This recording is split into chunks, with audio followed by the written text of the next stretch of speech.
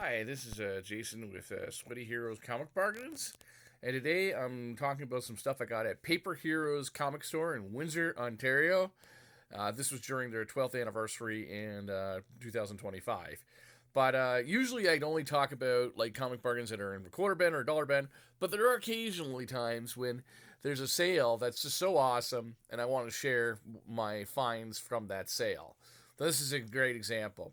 So, I guess I'll start with Wonder Woman because my original plan was to go there and get Epic Collections as they had a sale and they were 50% off that day. That was just that day, okay? This was $39.99 US Canadian cover price, so this was $20 instead of 40. I'd read War of the Gods #4, and I enjoyed it. And George Perez's Wonder Woman is something I've always heard was critically acclaimed. I might have read him an issue or two. But this was the full miniseries of War of the Gods with Wonder Woman, minus the crossovers though. But it's still like almost 400, over 300, almost 300 pages, and it was, to me it just seemed worth it. The artwork is great.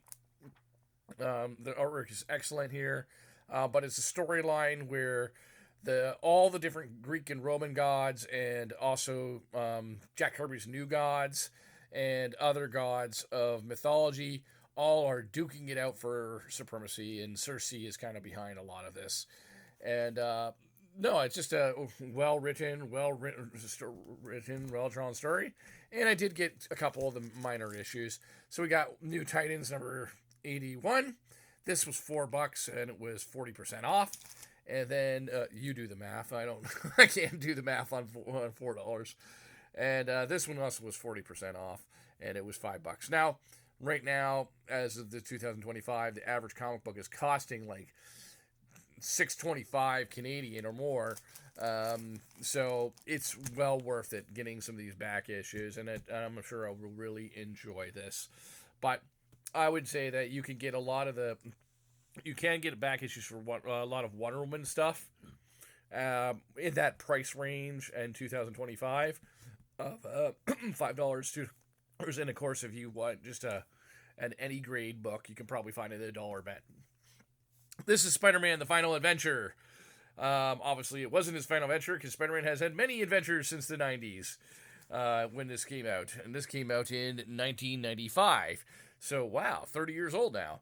Derek Robertson did the artwork on this, and Fabian Nicicia, who wrote a lot of X-Men stuff, wrote this story. He wasn't a big Spider-Man writer, but this storyline takes place towards, let's say, 2/3 into the Clone Saga, in the famous Clone Saga. So at this point, Peter Parker believes that he is a clone, and he and Mary Jane are married.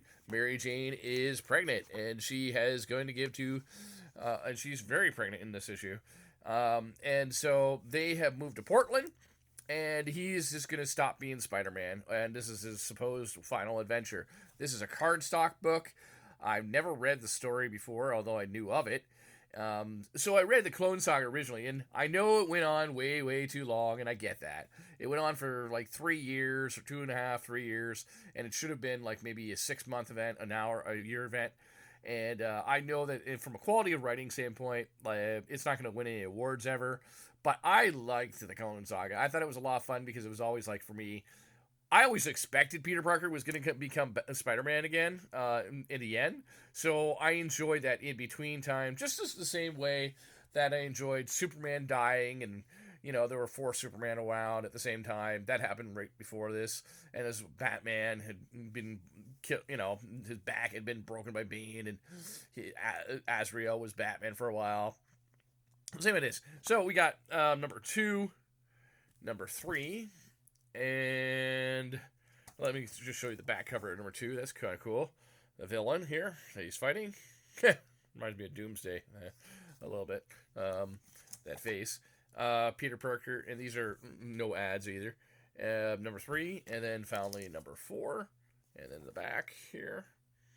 And so yeah, around this time when Spider-Man: Final Adventure #1 came out, they rebooted all the Spider-Man books under the title Scarlet Spider for 2 months.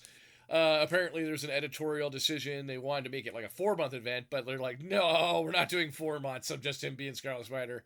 So they compromised in 2 months, and then Ben Riley took on the Spider Man mantle. Shortly after this, don't know how long, but it was only a few months later that Peter Parker began showing up in the Spider-Man books again, as they started to try and figure out a way to wrap up the entire storyline and bring Peter Parker back. And that culminated ending in the original adjectiveless Peter Parker, well, Spider-Man number 75, which became Peter Parker Spider-Man. But that book is the book that was kind of the ending of that clone saga after many, many years. And brought back Norman Osborn as a spoiler for that. But as something that I've never read before, as part of the Clone Saga, I really am looking to enjoy this. Also, you should know that the Spider-Man Clone Saga can be found. In some of it can, as of this video, can be found in epic format. And so, if you're looking for the complete Clone Saga, that should be coming out in epic format, which will be a great deal. Again, great deals. I wish I had got a Marvel Epic at Paper Heroes, but that'll be next time. But until next time, stay sweaty. And remember, whether it's a quarter, a dollar, or in this case, this was, like I said, $12 for 4 issues. Just buy books because you love them and because you want to read them. Take care. Bye. And it won't stop. It won't stop.